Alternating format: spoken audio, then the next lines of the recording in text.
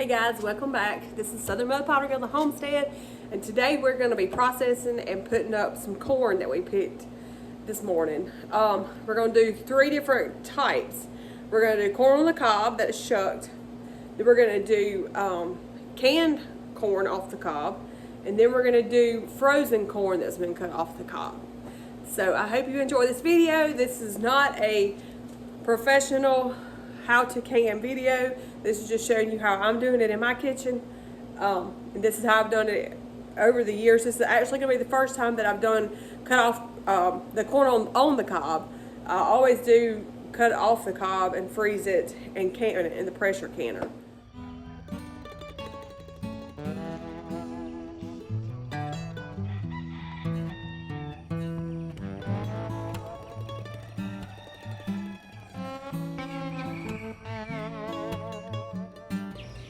And we have 2 different types of corn planted right here in this spot. So we're just picking, I think it was 3 rows of the sweet corn that we're picking and that we're going to process and put up.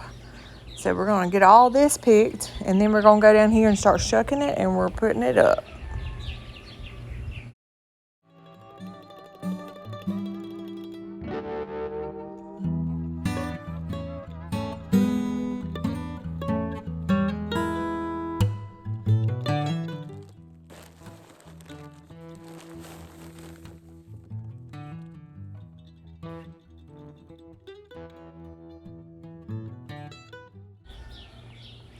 Now, right here, we're just kind of getting everything situated and set up. I'm going to shuck the corn, and Justin, he's going to cut it off the cob. We've got the whole back of the side-by-side full.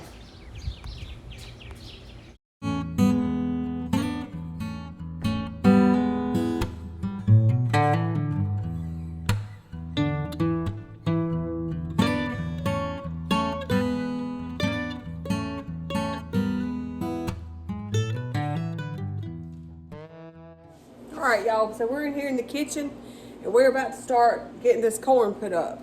So I know I'm going to be doing corn on the cob and we're going to freeze those, but at first I've got to blanch them for about 2 or 3 minutes and then let them cool in ice water and then dry them off real good and flash freeze them before we put them in the freezer.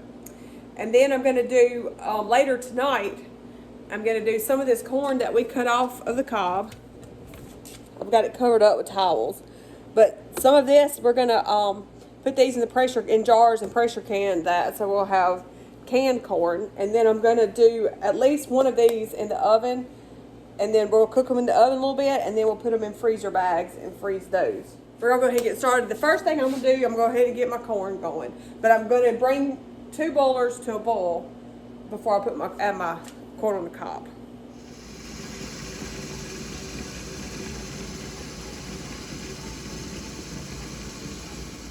So we're going to go ahead and get our corn.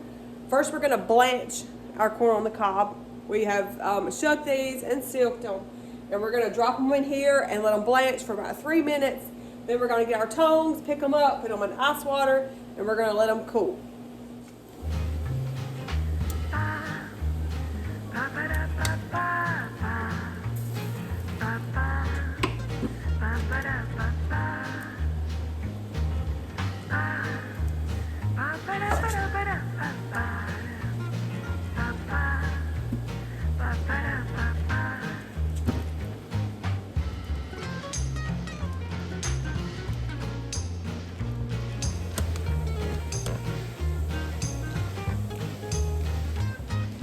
All right, the second thing that we're going to do is we're going to add a little bit of water. I usually put about this much water in it.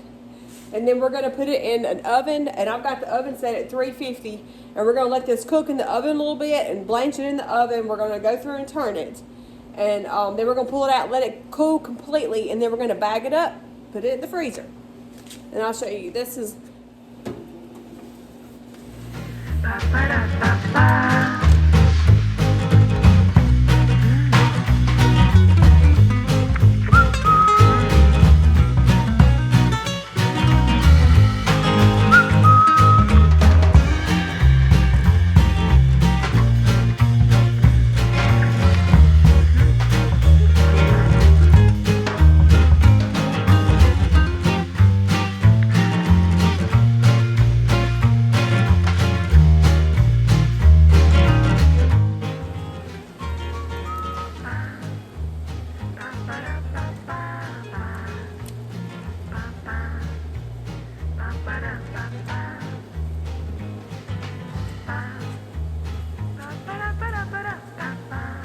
putting them over here on this big towel, and I'm gonna let them just dry out right here, and then we'll bag them up.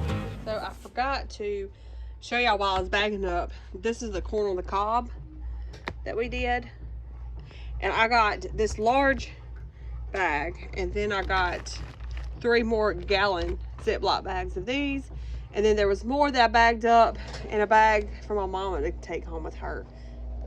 And tonight we're going to pressure can what we cut off the cob that we're going to put in the jars. And then I did finish cooking what was in the oven, and we'll get that bagged up as soon as it gets cooled off. But that's where we're at right now, and we'll see y'all later on tonight. Okay, so obviously I did not get everything processed and put up in one day. This was over the course of several days. But here I'm getting ready to can some corn. And when you can corn, you have to pressure cook your corn. You can't water bath your corn or hot kettle method your corn. It has to be pressure can. It takes an hour. It took me at my altitude, it took us an hour and 20 minutes processing once it reached temperature. But here I'm just spooning my corn that we shucked off the cobs, and I'm just putting that in my jars.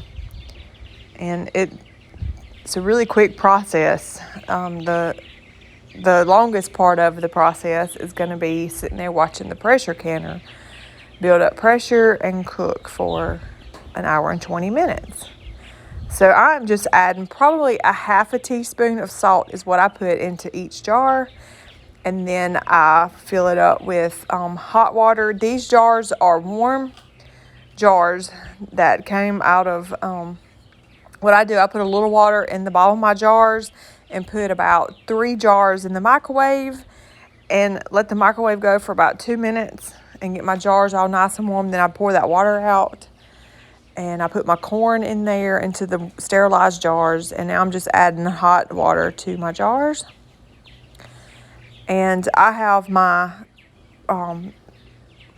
pressure canner going on, I think it's low. I'm just getting my water warm so that my jars don't bust when I put them in there. You want your water, when you put your jars into the canner, you want the water that's in your canner to be the same temperature as your jars when they go in, or you're going to have a breakage. And I don't know what happened in this, but later on I did have some jars, one jar that broke in there. I don't know what happened, but I had to shut everything down, clean it all out, and start over again. I didn't have to redo my jars. I just pulled the one out that was broken, and I add a little bit of vinegar to my water, and that's just to keep, you don't have to, but that's just to keep your jars from having a cloudy look if you have hard water. We don't really have hard water, but I just added a little vinegar to it. And you just get that lid put on. And like I said, this first attempt, I did to get my boiler going, trying to get it hot and everything, and then I heard a pop, so I had to pull everything out and get that broke jar out and clean all the corn out, and then put my other jars back in. So I was short on 1 jar of corn, but it'll be okay. So we're just gonna let that cook. And when you're pressure canning, you have to let your pressure canner heat up, and you have to go by whatever the instructions are on your pressure canner that you have. And here I am just sitting here waiting, watching. My pressure canner has reached 10 pounds.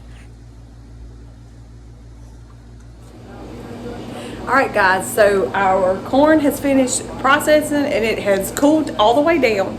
One thing you want to remember when you're using a pressure canner is once it reaches up to pressure and it processes for the amount of time that it's supposed to, and then you cut your stove off and let the pressure go down. Do not open the lid until the pressure's down.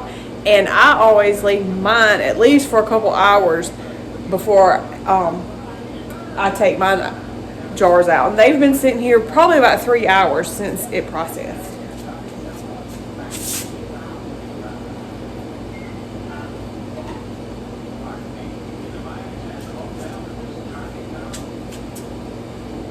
There is our pressure can corn. We want to thank you guys for watching this video. I hope that you learned a little bit of something. It's not just a complete tutorial, but I wanted to show you guys how we put up some of our corn that we gathered this year. If you haven't liked our channel or subscribe, if you have not subscribed to our channel, please hit that subscribe button, like this video, and we will see you guys in the next one.